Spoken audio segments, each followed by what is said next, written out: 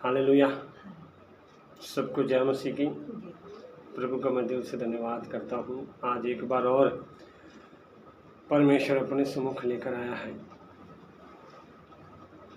खासकर आज मैं जो पिछले दिनों से मेरे अंदर पवित्र आत्मा ने बात डाली है या परमेश्वर ने मेरे मन को तैयार किया है, मैं आप लोगों को उस बातों के बारे में आज कुछ सिखाना चाहता हूँ। मेरे प्रियो, आज हर व्यक्ति के अंदर जिस परिस्थिति में वो जी रहा है, जिस दुनिया में वो जी रहा है, परमेश्वर के पास होने के बाद भी वो परमेश्वर के साथ में नहीं है ना।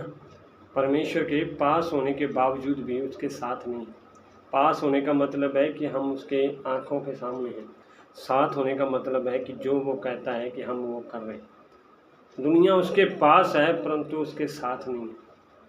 और दुनिया की छोड़ो, परमेश्वर के मसीह लोग भी आज हैं, यीशु के पास आ रहे हैं परंतु उसके साथ चल नहीं रहे हैं, जिसके द्वारा उनके जीवन के अंदर आज भी कई प्रकार की परिस्थितियां हैं, कई प्रकार की समस्याएं हैं। पर मैं आज आपको एक बात बताऊं, उसका एक ही हल है जो प्रभु यीशु मसीह ने अपने स्वर्ग जाने से पहले उसने एक अपना चेलों से वायदा किया था कि मैं जाऊंगा और तुम्हारे लिए एक सहायक भेजूंगा जो तुम्हें सब बातें सिखाएगा और तुम्हें मेरे साथ चलना भी सिखाएगा। उसका नाम है पवित्र आत्मा। और उसी पवित्र आत्मा के द्वारा मैं पवित्र आत्मा की कुछ बातें मैं आपके सामने शेयर करना चाहता हूँ कि पवित्र आत्मा मिलता किन को है और रहता किन के पास है। पवित्र आत्मा मिलता किन को है और रहता किन के पास है। और अगर हम बाइबल के अनुसार बताएं तो विश्वास के द्वारा तो पवित्र आत्मा में मिलता है, पर उसकी भरपूरी प्रार्थना के साथ मिलती है। समझ में आ रही ना। मतलब भी पवित्र आत्मा जब हम बपतिस्मा लेते हैं विश्वास करके, तो प्रभु यीशु के नाम से, पिता पुत्र और पवित्र आत्मा के नाम से जब हम बपतिस्मा लेते हैं तो हमारा पुराना जीवन खत्म हो जाता है और नया जीवन शुरू हो जाता है। उसी वक्त पवित्र आत्मा हमारे अंदर आ जाता है। उसके बाद हम जो जीवन जीते हैं वो हमारे ऊपर डिपेंड करता है कि हम पवित्र आत्मा के अकॉर्डिंग चलते हैं या शरीर के अकॉर्डिंग चलते हैं। आज लोगों के अंदर पवित्र आत्मा है पर उसको वो मतलब भी उसके अनुसार जी नहीं पाते। उन्हें डाउट है कि मतलब भी खास पवित्र आत्मा है तो मेरे पास अन्य भाषा होनी चाहिए, मेरे द्वारा अद्भुत काम होने चाहिए, मेरे द्वारा अद्भुत छुटकारे होने चाहिए। याद रखना, मैं आपको कहना चाहता हूँ, पवित्र आत्मा का मेन मकसद है आपको उसके अनुसार चलाना, यीशु के साथ चलना। पवित्र आत्मा जब आएगा आपके ऊपर है, उसका एक ही कार्य होगा, वो आपको यीशु के साथ चलाएगा। और जो मैं आज कहना चाहता हूँ, आज सबसे ज़्यादा मसीह लोग हैं प्रभु यीशु के साथ चल नहीं पाते। अब मैं आपको एक बाइबल के बीच में लेकर जाता हूँ। बाइबल के अंदर मैंने कई लोग ऐसे देखे, कई प्रकार के जितने भी भविष्यवक्ता पुराने नियम नए नियम के अंदर, हर एक के अंदर परमेश्वर का कार्य था। हर एक के जीवन के अंदर परमेश्वर ने पूर्ण ब्लेस्ड किया। कई राजा उठे, कई मतलब भी पैगंबर उठे, कई मतलब भी परमेश्वर के लोग उठे।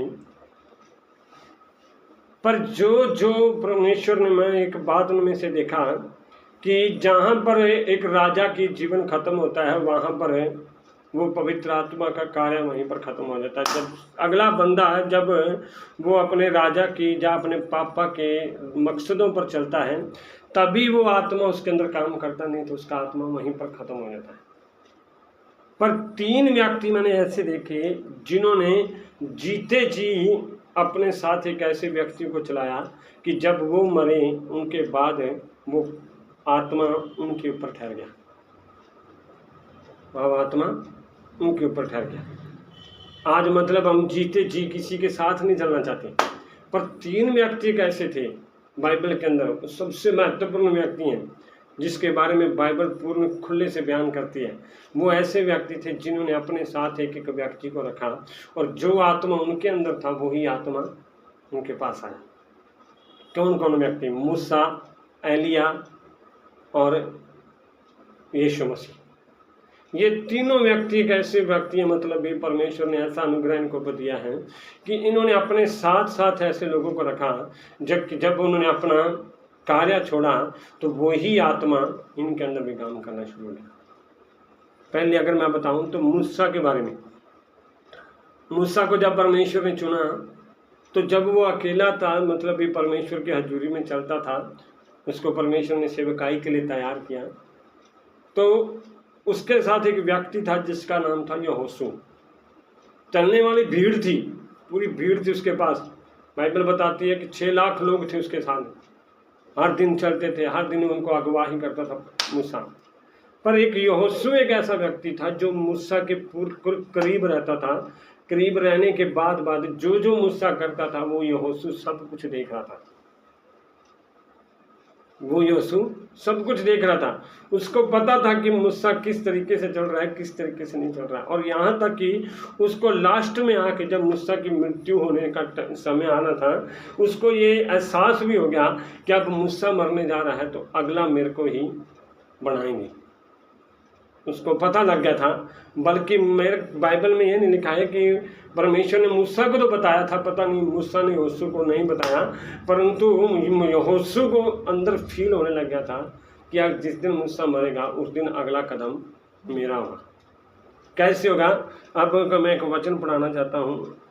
व्यवस्था विवरण 34 अध्याय में उसका 9 वचन में लिखा है, और नून का पुत्र यहोशू बुद्धिमानी की आत्मा से परिपूर्ण था, क्योंकि मूसा ने अपने हाथ उस पर रखे थे और इस्राएली उसकी आज्ञा के अनुसार जो यहोवा ने मूसा को दी थी उसकी मानते रहे। मतलब भी उसको एहसास कब हो गया? जो आत्मा मूसा के अंदर था वो आत्मा किसके ऊपर ठहर गया? यहोशू के अंदर। एक बार बाइबल ये भी कहती है कि 72 लोग थे जिनको परमेश्वर ने मूसा को कहा था कि तेरा आत्मा मैं इनके अंदर समाऊंगा, पर वो 72 लोगों ने आत्मा तो ले लिया, पर वो आत्मा उनके साथ चलने वाला नहीं था, परंतु वो कुछ और भी चमत्कारों की ओर बढ़ गए। पर यहोशू के अंदर मूसा ने हाथ रखे थे और उनके अंदर वो आत्मा था जो मूसा की आत्मा था। ये था एक मूसा जिसके साथ चलने वाला कौन था? यहोशू। दूसरा आता है एलिया।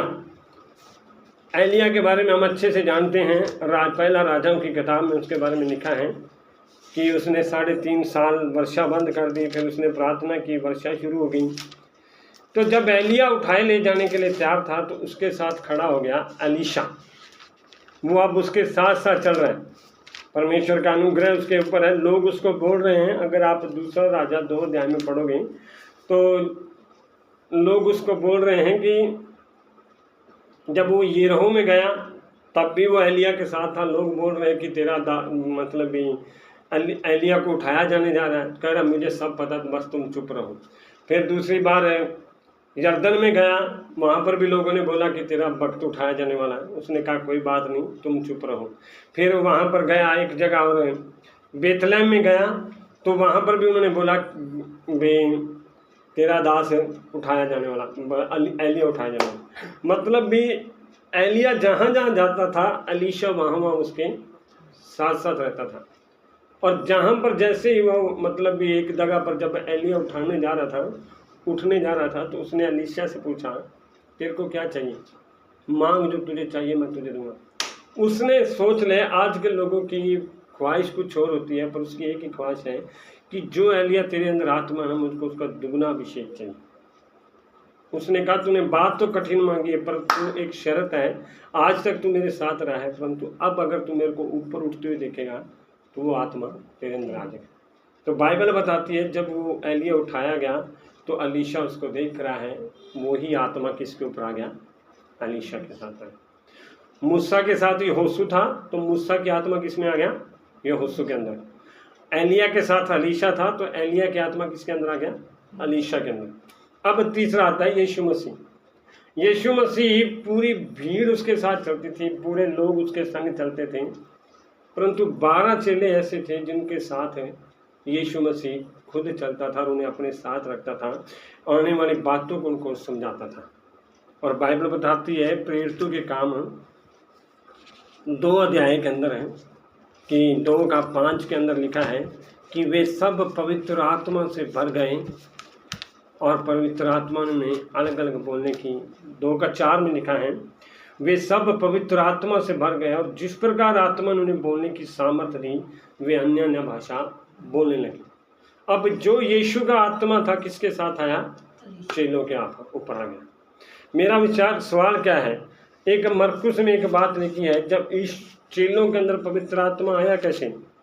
आज लोगों को पवित्र आत्मा चाहिए, मैं आपको कुछ कहना चाहता हूँ आज। तो पवित्र आत्मा आया कैसे? तो बाइबल बताती है, मरकुस रचित सुसमाचार उसका 3 अध्याय उसका 13 वचन में लिखा है, तब उसने 12 पुरुषों को नियुक्त किया कि वे उसके साथ साथ रहें और वह उन्हें भेजे कि वे प्रचार करें। किस लिए नियुक्त किया? कि उसके साथ साथ रहें। याद रखना, पवित्र आत्मा हर एक के ऊपर नहीं आता, पवित्र आत्मा सिर्फ उन्हीं के ऊपर आता है जो यीशु के साथ साथ रहते हैं, प्रभु के दास के साथ साथ रहते हैं। मूसा यहोशू के साथ रहा था, तो जो मूसा की आत्मा था यहोशू के पास आ गया। एलिया अलीशा के साथ साथ रहता, अलीशा एलिया के साथ साथ रहता था, तो एलिया का आत्मा अलीशा के साथ आ गया। और दूसरी बात, 12 चेले यीशु के साथ साथ रहते थे। जिस दिन यीशु मसीह उठाया गया उसका पवित्र आत्मा किसके ऊपर आ गया? चेलों के ऊपर आ गया। आज एक सवाल आता है मेरा, आज कलीसिया के अंदर है, कलीसिया के अंदर है, जो आत्मा एक पास्टर के अंदर होता है वो कलीसिया के अंदर क्यों नहीं आता? वो कलीसिया के पास है क्यों नहीं आता? देखो, मैं किसी को कंडम नहीं कर रहा, किसी को गलत नहीं ठहरा। आजकल प्रभु के दास लोग अपने बच्चों को ज़्यादा चले बाहर भेजने का प्लान कर रहे हैं, बाहर कहीं जाते हैं। एक बड़ा बेटा होता है जिसको बाहर का प्लान होता है, छोटा आता है तो वो अगर सेवकाई के लिए पहली बात तो तैयार नहीं होता। अगर वो तैयार होता है तो तब होता है जब बेटा बाप गुजरने को तैयार होता है या उसकी उम्र चली जाती है। और विश्वासी को ही पास्टर के साथ चलने के लिए, और सबको चाहिए पवित्र आत्मा। आज एक दुनिया के अंदर एक रूल चला हुआ है, जो नियम चला हुआ है कि बस किसी के हाथ रखने से पवित्र आत्मा मिलता है। हाथ रखने से मेरे प्रियो उन्हीं को पवित्र आत्मा मिलता है जो यीशु के साथ साथ रहते हैं। आपको अगर डाउट हो तो आप बाइबल के अंदर कहीं पर भी देख लेना, जिन पर भी यीशु चेलों ने हाथ रखे उससे पहले बाइबल बताती है कि वो यीशु के साथ साथ चलते थे, प्रार्थना में रहते थे, वचन में मजबूत रहते थे। अभी जैसे चेले हाथ रखते थे पवित्र आत्मा उनको प्राप्त था। आज कई विश्वासियों के अंदर पवित्र आत्मा क्यों नहीं काम करता? कारण क्या है? वो यीशु के साथ साथ नहीं चलना चाहते।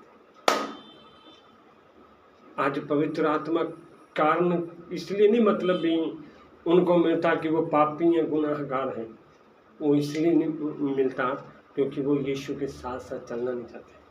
मैंने इसलिए शुरू में बताया, पवित्र आत्मा विश्वास से मिलता है परंतु उसकी भरपूरी प्रार्थना से मिलती है, प्रार्थना से मिलती है। देखो, आज के समय में अगर एक पास्टर है किसी विश्वासी को कुछ बोलता ना, वो सुनने के लिए तैयार नहीं, मानने के लिए तैयार नहीं। वो बनना चाहता है पास्टर की तरह, पास्टर से बड़ा बनना चाहता है, पर पास्टर की सुनने के लिए तैयार नहीं। अपना जीवन मर्जी से जीना चाहता है, अपनी खुशी से जीना चाहता है। अगर पास्टर कुछ बोल दे तो उसको सुनने के लिए तैयार नहीं। पास्टर अगर किसी मीटिंग में बुलाएगा तो कम से कम उसको पहली बात तो कई फ़ोन करने पड़ेंगे। अगर फ़ोन कर भी दिए तो अगर उसने उठा लिया तो आगे से पक्का बहाना तैयार है, मेरे पास टाइम नहीं है। और फिर उन्हीं लोगों को क्या चाहिए? पवित्र आत्मा। पवित्र आत्मा मेरे प्रिय ऐसे नहीं मिलता। सोच लो, मूसा के साथ भी बड़ी भीड़ थी, एलिया के साथ भी बड़ी भीड़ थी, यीशु के साथ भी बड़ी भीड़ थी, पर फिर भी इन तीनों के साथ है उन्हीं को पवित्र आत्मा मिला जो उनके साथ साथ थे, उनके साथ साथ। पवित्र आत्मा कोई प्रभु यीशु मसीह ने उनको नहीं दिया, मतलब भी जो ज़्यादा धर्मी थे उनको दिया, जो उसके साथ चलने के लिए तैयार थे। आज कोई भी ना यीशु के साथ चलने के लिए तैयार नहीं, पास्टर के साथ चलने के लिए तैयार नहीं। बच्चों को तो पास्टर ने बाहर भेजा हुआ है, विश्वासी जाने के लिए तो साथ तैयार नहीं। इसलिए जब आज के समय में कलीसिया में अगर पास्टर को कुछ समय के अनुसार हो जाए तो अगला बंदा कलीसिया के लिए खड़ा होना बड़ी मुश्किल है। चर्च के अंदर पता नहीं कब खड़ा हुआ। आज पास्टर लोग कब बाहर जाते हैं, पीछे किसको खड़ा करेंगे, कोई है ही नहीं तैयार। हर एक को स्टेज चाहिए, कुर्सी चाहिए, बस स्टेज पे खड़ा होकर बोलना है, पर साथ करने के लिए कोई तैयार नहीं। इसलिए मैं एक बात बताऊं, आज विश्वासियों को लगता है कि पास्टर लोग हमारे ऊपर ज़्यादा मेहनत नहीं करते। मेरे प्रियो, पहले आप लोग एक कदम तो बढ़ाओ। जब आप प्रभु यीशु के लिए कदम बढ़ाओगे, प्रभु के दास को आपके अंदर कुछ दिखेगा, तभी तो वो आपके लिए कुछ मेहनत करेगा।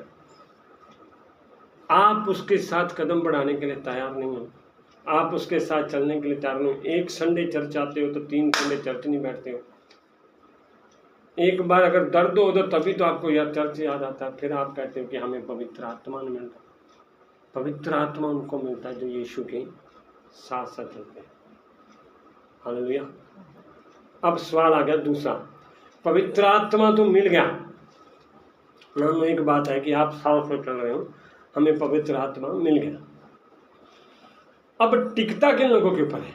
याद रखना, आशीष पाना बड़ी बात नहीं है, चंगाई पाना बड़ी बात नहीं है, पवित्र आत्मा पाना बड़ी बात नहीं है। इसलिए मैंने शुरू में कहा विश्वास के द्वारा पवित्र आत्मा मिलता है, परंतु उसकी भरपूरी प्रार्थना के साथ मिलती है।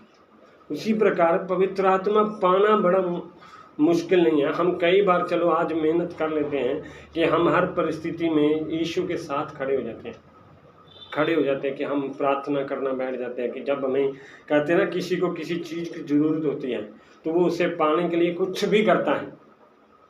मान लो आपको आशीष की ज़रूरत है, वो आशीष पाने के लिए आप गुनाह भी मानोगे, गलतियां भी मानोगे, छोड़ भी दोगे, सब कुछ कर दोगे।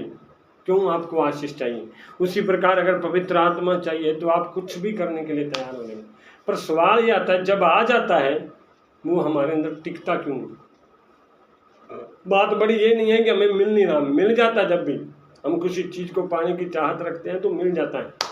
बाइबल बताती है मांगोगे तो तुम्हें मिल जाएगा, ढूंढोगे तो पाओगे, खटखटाओ तो तुम्हारे लिए खोला जाएगा। इसलिए परमेश्वर के साथ जब चलते शुरू हो जाते हैं तो पवित्र आत्मा हमारे ऊपर आ जाता है, पर हमारे अंदर टिकता नहीं है।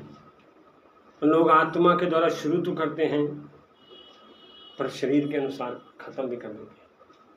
अब बाइबल एक जगह गलातियों की पत्री बताती है, मैं आपको उसका एक वचन पढ़ाऊँ तो गलातियों के अंदर पौलुस उनको एक बात कहता है कि क्या तुम ही निर्बुद्धियों,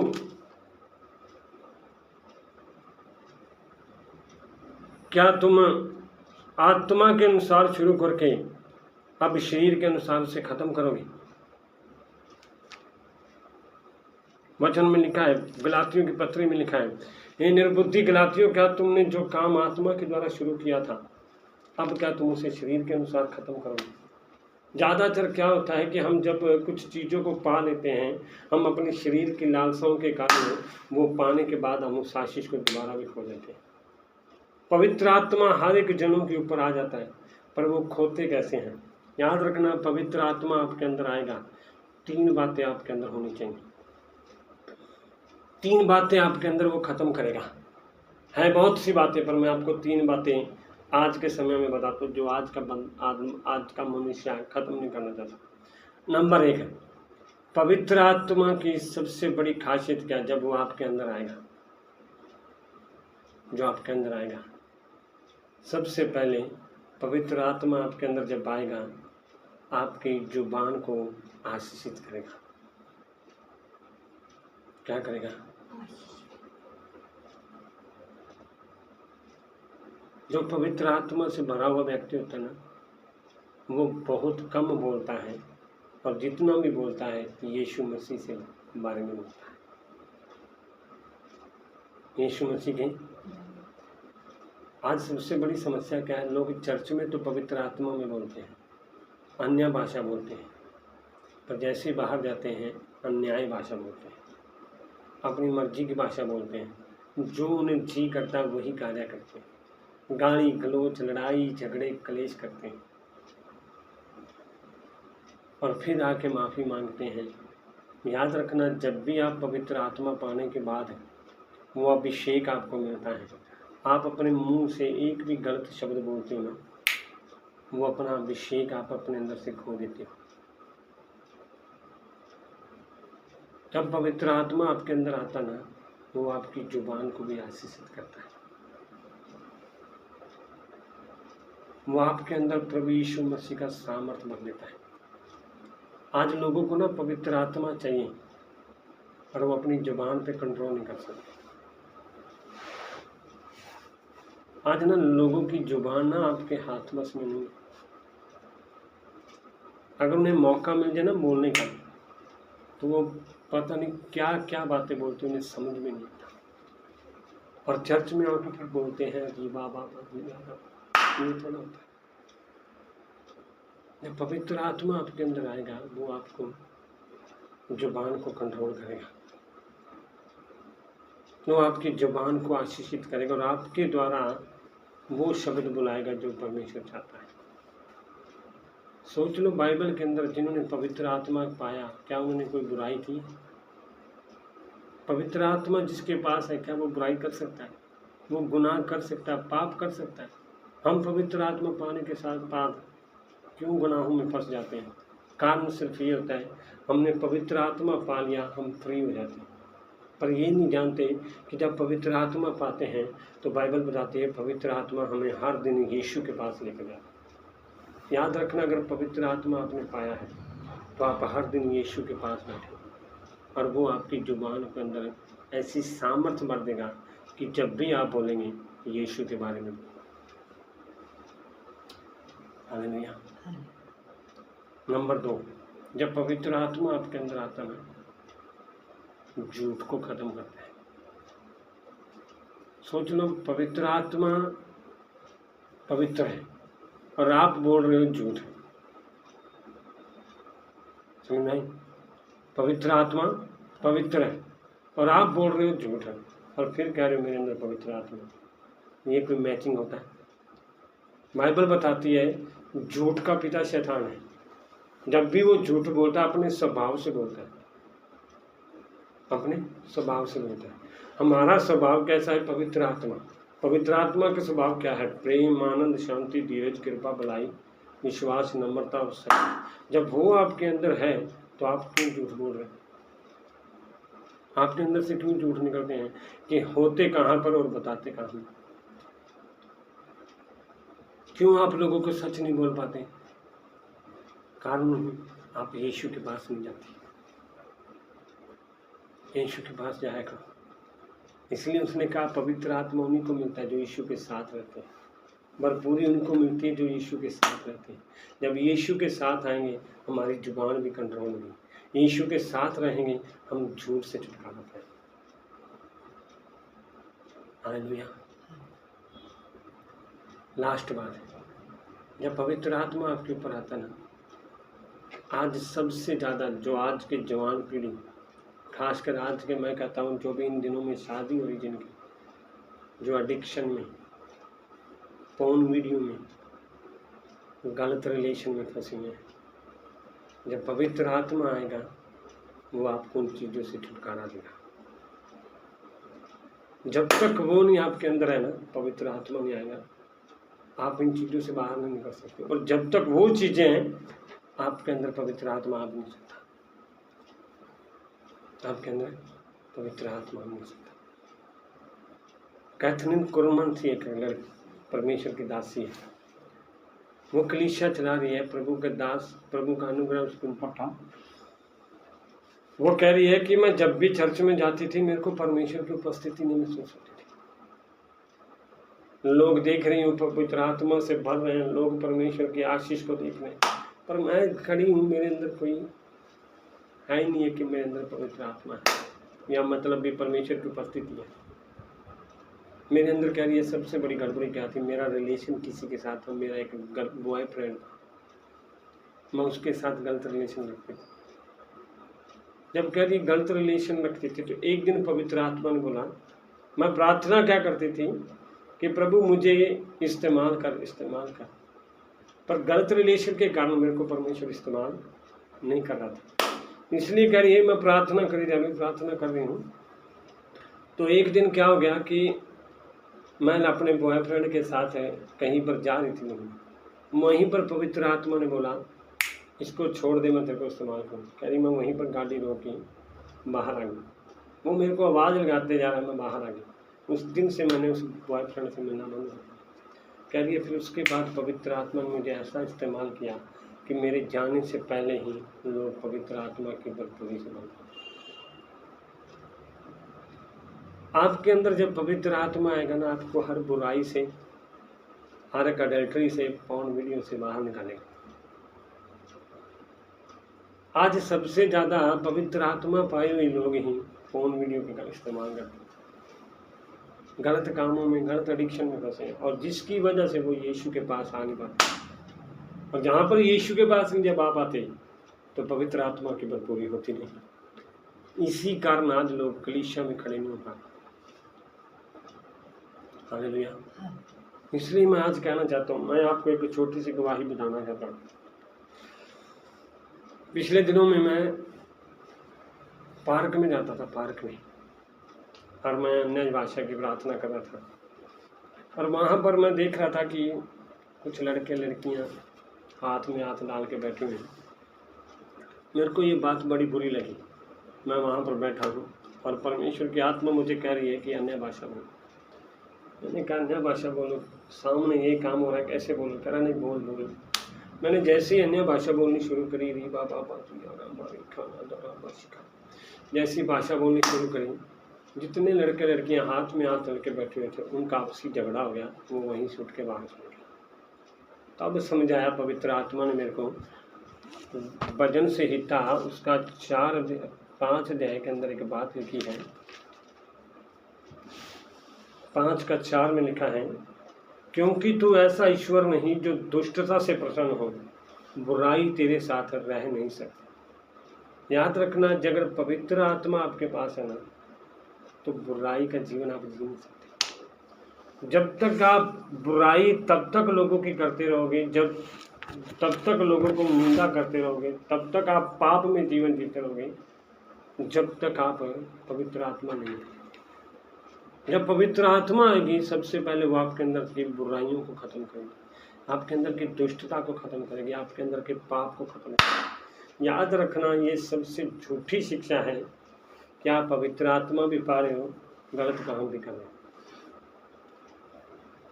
मैं इसलिए आपको बताना चाहता हूँ, पवित्र आत्मा मिलता उनको है जो यीशु के साथ चलता है, और टिकता उनके पास है जो इन 3 चीज़ों से आज़ाद होते हैं।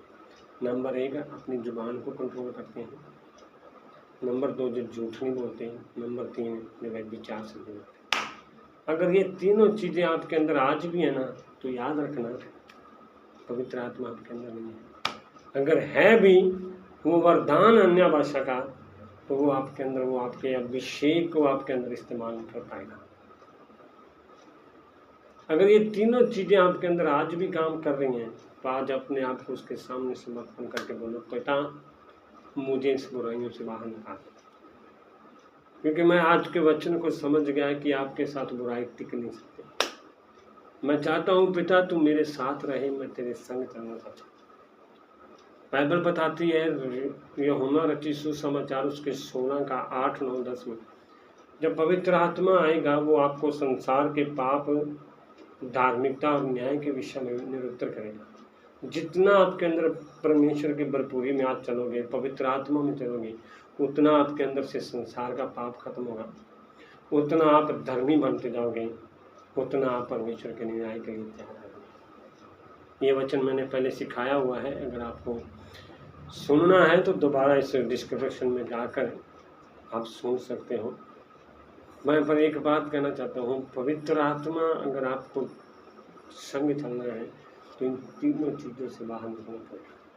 जब तक आप इन चीज़ों से बाहर नहीं निकलोगे, पवित्र आत्मा आपके अंदर काम नहीं करेगा। जिस सेवा के लिए परमेश्वर ने चुना है उसे आप कर नहीं पाओगे। जिस प्रेम के लिए परमेश्वर आपसे चाहता है उसे आप कर नहीं पाओगे।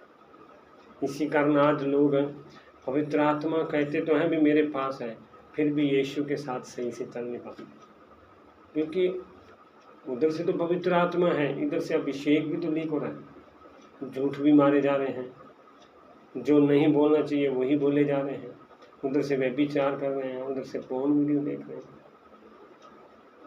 जब ये चीज़ें जीवन में आएंगी तब पवित्र आत्मा आपके अंदर पूर्ण रीति से काम नहीं कर पाए। इसलिए मेरे प्रियो, आज मैं ये कहता हूँ, पवित्र आत्मा में कौन को है? जो यीशु के साथ चलते हैं, रुकता उनके पास है, जो अपनी जुबान को कंट्रोल करते हैं, झूठ नहीं बोलते हैं। 3 नंबर में विचार से बाहर रहता हूँ। परमेश्वर आप लोगों को आशीष करें, ये वचन आपके लिए शुभ न प्रतिफल करें। आमीन।